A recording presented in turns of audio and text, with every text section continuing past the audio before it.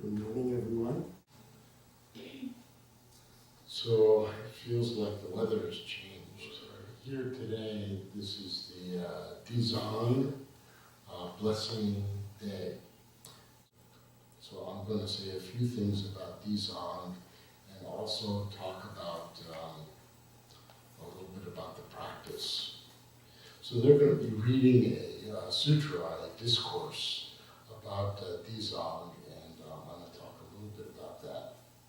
So in Sanskrit, the term for Dizang is Ksitigarbha, and this in Chinese known as Dizang means the earth store Bodhisattva. Dizang Pusa, Pusa means Bodhisattva. Earth store, I'll talk a little bit about what this means. This is related to the vow that Dizang takes, that he or she will not attain Buddhahood until all the hell realm is emptied.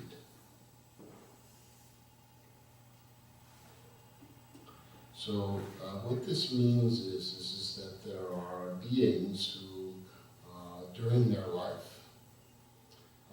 they're not perhaps practicing in a good way and create a lot of trouble for themselves and others. And so the idea in the legend is that there was a particular person who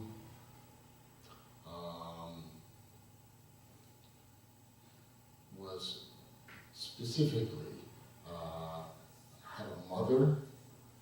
This person, then her name was a sacred girl. And she had a mother who was not a very good person.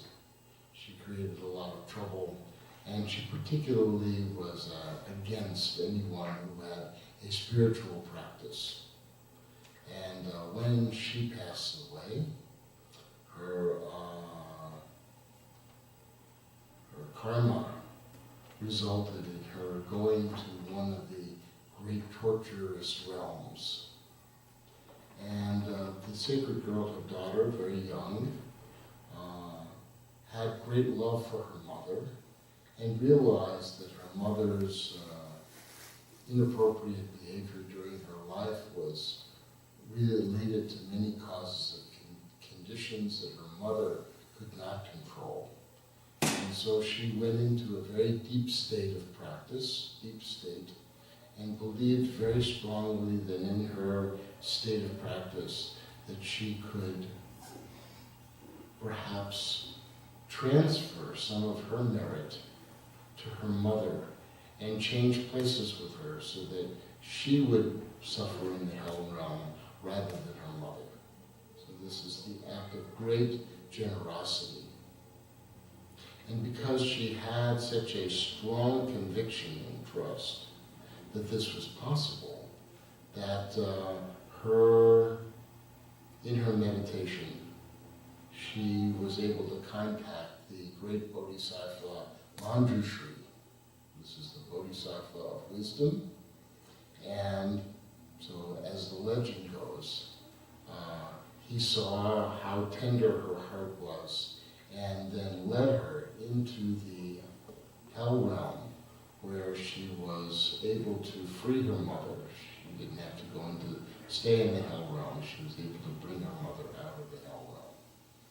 So the meaning of this particular sutra, this discourse, albeit rather very much of a legend, was that it's possible to, no matter how negative a person's life is, either in this life or even after they pass away, that it's possible to be transformed and to be improved. So be forgiving and generous, and to have a great faith in our ability to be transformed. This is what is required. So at the end of the story, the little girl is transformed into this great Bodhisattva, Dizang, who now we have statues for Dizang, and Dizang is holding a staff, and the staff is meant to mean that it could hold open the gates of the hell realms so that people can come out, but also it can be used when Dizang is walking, shaking the earth so that little creatures in the grass know that he or she is coming and can get out of the way and not be harmed. So it's a very nice story. But the sentiment is that we're all capable of being transformed. There's also another story, another legend about a monk who came to China from Korea, and he was a very pious monk, and he started sitting on a particular mountain, this mountain Zhohua in China, and the mountain is actually just west of Shanghai, kind of midway between Shanghai and Wuhan, and according to the legend, the monk was bitten by a poisonous snake, but he didn't move. And so the snake went on his way, and a woman happened to be passing by and gave the monk medicines to cure him of the venom.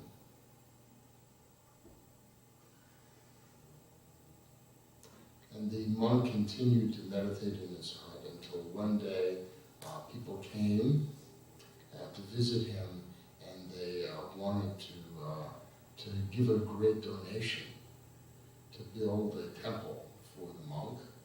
And the monk said, well, I just need a piece of land that can be covered by my robe.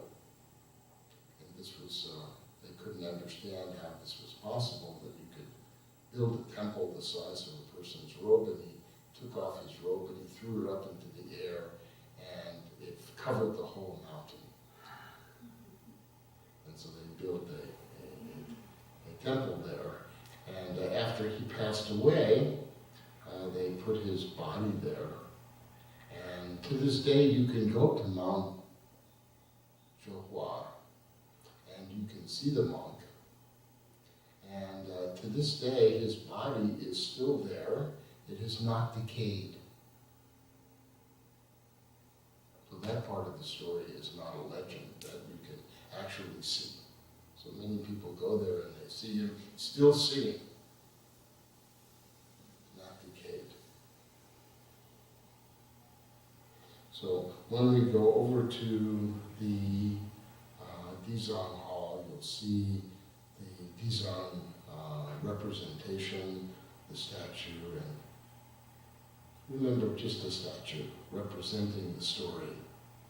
So there are four great Bodhisattvas in the Mahayana tradition, and one of them is Dizang, celebration of today, where we really commemorate all those who have passed. We transfer our merit with the wish that they would not be suffering. And so this, so we may think to ourselves, you know, this is important for us to remember and commemorate those people who we care about and love. But in order to do this, it's important for us to have a great faith. So of all of the four bodhisattvas, greatest bodhisattvas, Guan Yin, Samantabhava, Manjushri, only Dizang is a monk. The rest of the lay people have their hair. But they're practicing very well. They're practicing with the great faith that all beings can be transformed. They are capable of doing this. So I remember many years ago, this back probably in the mid-90s, I was at Washington University at a lecture that was being given by a Buddhist monk. And one of the people in the group, after the talk, came up to me and said, you know, in Buddhism there's no faith. And I said, really? He says, yes, in Buddhism there's no faith. I said, well, all words can be defined in different ways. He says, no, there's no faith. So, in fact, in Buddhism, faith is very important. We have to understand what faith is in the Buddhist practice. We mean that we have confidence and trust. We have a conviction based on our own direct experience. So even in the early sutta, the actual words of the Buddha, there's a very important story about the Buddha who is being criticized by the plower, the person who's plowing in the fields, and he says to the Buddha, you don't do any work like I do work. And the Buddha says, well, yes, in fact, I also bring things into fruition. He says, faith is the seed, practice the rain, and wisdom is my yoke and plow. Modesty's the toll, mine is the scrap. Mindfulness is my plowshare. So, at the very beginning, faith is the seed. In another sutta, SN 44.4, Sariputta says, I do not follow the exalted one out of faith. Those by whom this is unknown, unseen, unrecognized, unrealized, and inexperienced by wisdom, they will herein follow others out of faith. Because here it is meant that the blind faith does not contain knowledge or conviction. A person can have blind faith, and it never leads to wisdom and true conviction. Only through the actual experience of regular practice can we have true faith and conviction born out of our direct realization.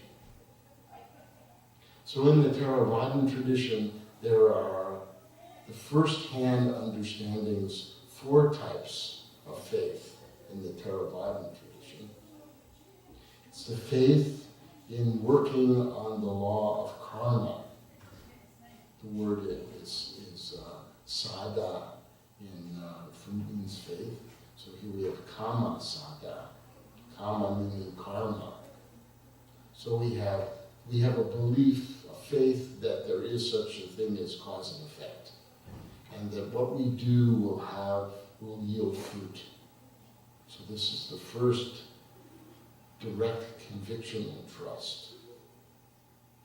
And then we have the faith in the consequence of actions. This is also part of cause and effect.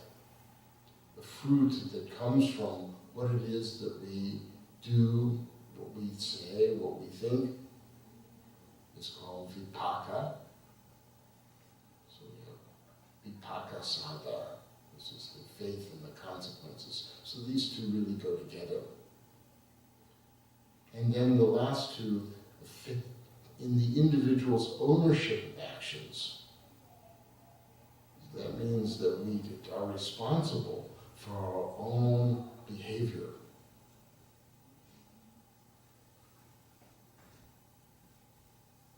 And then the faith in the that we can become enlightened, like a Buddha. Tathagata Bodhisattva, that we are capable of becoming like the Buddha. So these are the four faiths in the original tradition. In the Mahayana, the later tradition, where the dedication is to be of benefit to all beings and not to enter into enlightenment ourselves, until all beings enter into enlightenment, this person then becomes what is known as a bodhisattva, a person who dedicates themselves to being of benefit to others. And this person has 52 stages or practices that they do. And the first 10 are called the 10 stages of faith. So the 10 stages of faith, this has to do with the word sin. This is fourth tone. Not sin, which means heart and mind, but a different word, which is a picture of a person who has words. So the meaning of this is that a man and his words, a person and his words, the quality of every person must be equal to their conviction, faith, confidence, and trust. This is the effect produced by a person's words, not just the words that they say outwardly, but also the words that they say to themselves, even more important. So the 10 stages of faith that are practiced by the Bodhisattva start with the practice of wanting to remove doubt.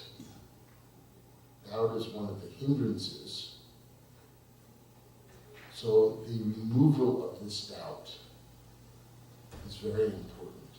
So this particular stage is called, every one of the stages ends with the heart and mind, the sin with the first tone. So this is sin, sin. So those people who are familiar with Sun San's very, very important poem called the Xin Xin Ming, the Trust in Mind or Faith in Mind Sutra that we chanted last winter every Sunday. The Great Way is not difficult for those who have no preferences. Do not pick and choose. It's the opening line. So this is the eradication of doubt in the mind. We are capable of being transformed by our practice. We can do it. The second stage is the stage of mindfulness, faith. Mindfulness, Nian, Nian Xin, mindfulness. This mindfulness is specific. We are mindful of the Buddha, Dharma, and Sangha. These are it's called the triple jewel of Buddha. Mindfulness of the Buddha means that we know that we can practice in such a way that we can move towards our own liberation from suffering. And that the Dharma is there to help us do that. Teachings. And then the Sangha is the community of people who help us, who give the example. Then the next is called the precepts.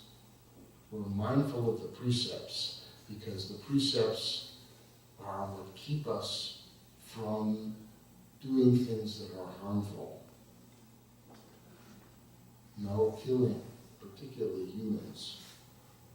No stealing, no lying, no sexual misconduct, no intoxication. These are precepts or guidelines that we can follow that will help us in our practice. Then mindfulness also of generosity.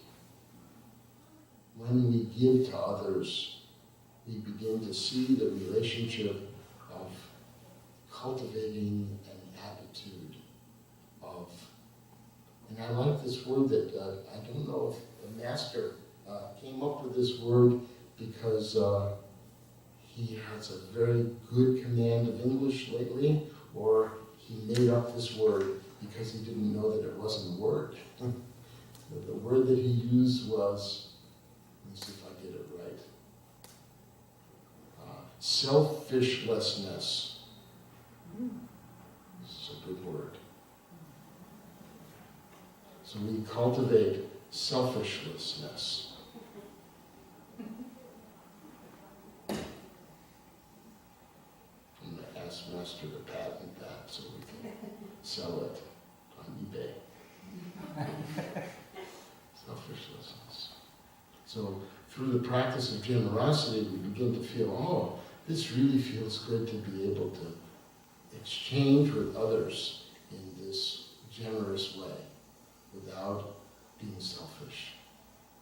And then finally, the realms, to understand how it is that the mind can live in these different mind states, and that we can begin to learn how to transform our mind from the desire realm where we all are living into a higher realm.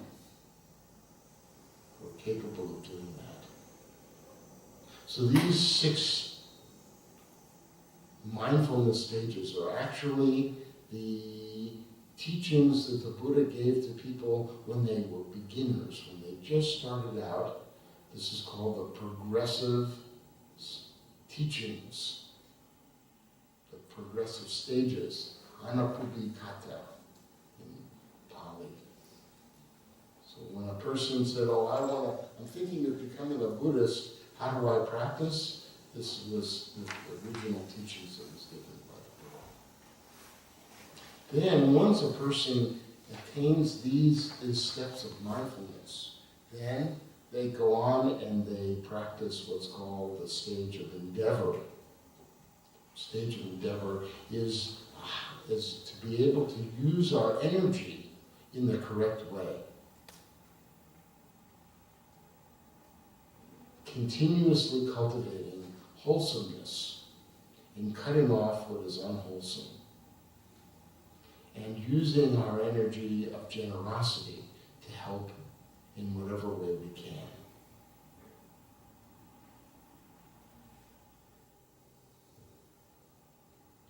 Then the mind becomes more and more stable, and we use that stability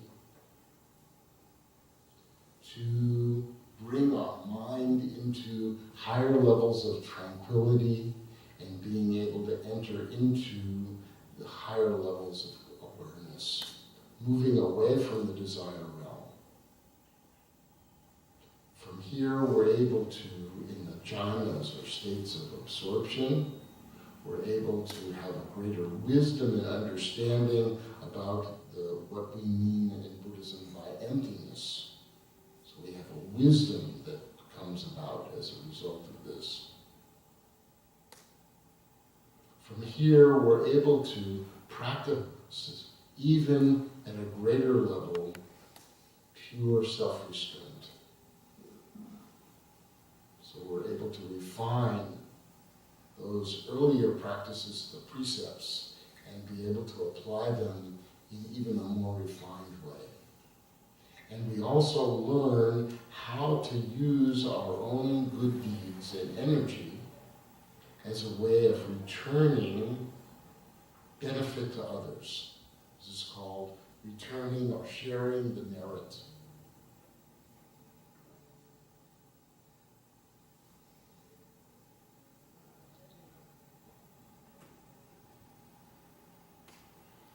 From here, the person is able to learn how to maintain the teachings of the Buddha, the Dharma, within themselves without any hesitation. They are able to protect the Dharma within themselves and others. And then finally, they're able to attain a stage of detachment where no longer are sense-based desires of any interest, and they then perfect the ability to have the aspiration to be of benefit to all beings. So these are the 10 stages of faith that the Bodhisattva practices. So you'll see those people who are wearing the black robe. The black robe is the robe of the precepts. So those people who have taken the 5 precepts, they wear the black robe. And those people who are aspiring to be practicing the Bodhisattva path, they have the brown robe, the mani.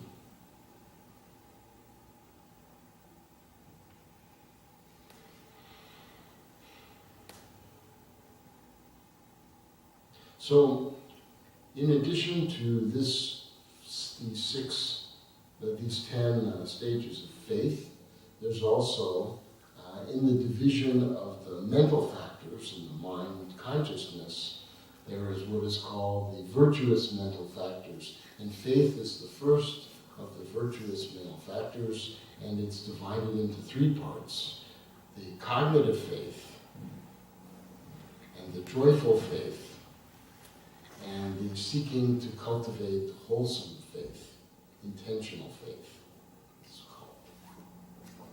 So cognitive faith, the term is sin, run. So sin is faith, run is patience. So it's actually a picture of a knife cutting into the flesh all the way to the heart. So here, even though a person's may be wounded very deeply, either emotionally or physically, they're able to, with the power of their thought process, they're able to draw their attention toward the correct understanding of reality. And so they have very, very strong faith in the physical hardship mind, or when they're in the pursuit of the right faith and it's difficult, they're able to maintain this patience and great confidence. Joyful faith, the second one, is the heart able to feel this faith in an unwavering way. We know it from our mind, and from our heart and our body.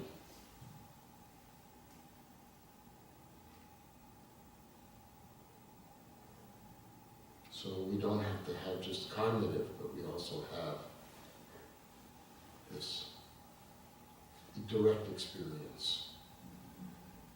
And finally, seeking to cultivate the wholesome factors, the wholesomeness, wholesome Dharma desire. This is the desire that the person is, I'm going to dedicate as much as I can, my entire life, to being a benefit to others. So this is faith in Buddhism. This is the practice of Dizang. So when we go over to the Dizang hall, we keep in mind that we're trying to realize that we're all capable of making this great transformation, and that we want to offer this ability to all beings, even those who don't believe it, even though those who are caught up in self-doubt and misery. We want to offer this to them. So we're going to quietly leave the meditation hall and put on our shoes downstairs, and we'll form a line, and I will lead us over to the meditation hall. We'll do 3 bows here before we leave, and then we'll go over. So first, let me just do the dedication of merit. May all beings have happiness and the causes of happiness. May all beings be free from suffering and the causes of suffering. May all beings never be separated from the altruistic joy which is free from suffering. And may all beings dwell in the